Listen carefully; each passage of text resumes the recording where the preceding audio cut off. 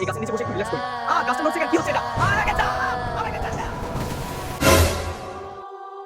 আরে এটা আবার কেমন গাছ রে? সাইফুলকে খেয়ে ফেললো এবং খেয়ে দিয়ে আমার দিকে আসতেছে না।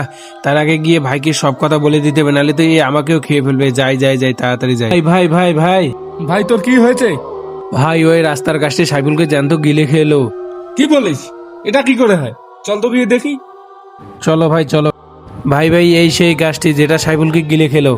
এই গাছ, তুই আমার ভাইকে কেন খেয়ে ফেলেছিস? ভাই ভাই দেখো, এদিকে আরেকটি গাছ দানব হয়ে গেছে। চলো চলো পালাও, নাহলে আমাদেরকে এ খেয়ে ফেলবে। ওকেও খেয়েছি, তোদের দুইজনকেও খাবো। আহা হা হা হা। তোমরা দুইজনও আসছো আমাদেরকে কাটতে। আহা হা হা। কিন্তু আমরা তো তোমাদেরকে কাটতে আসিনি, তাহলে আমাদের ভাইকে কেন খাইলে? নিশ্চয় কিছু দোষ করছিল, নালে তো আমার ভাই খাবে না। তাইলে কি করে এখন আমার ভাইকে আমি ফিরে পাবো? এখন যদি তোমরা তোমার ভাইদেরকে ফিরে পেতে চাও, তাহলে অডিয়েন্সদের বলো আমার চ্যানেলটিকে সাবস্ক্রাইব করে এবং কমেন্ট করে এবং পাশে থাকতে তাড়াতাড়ি বলো।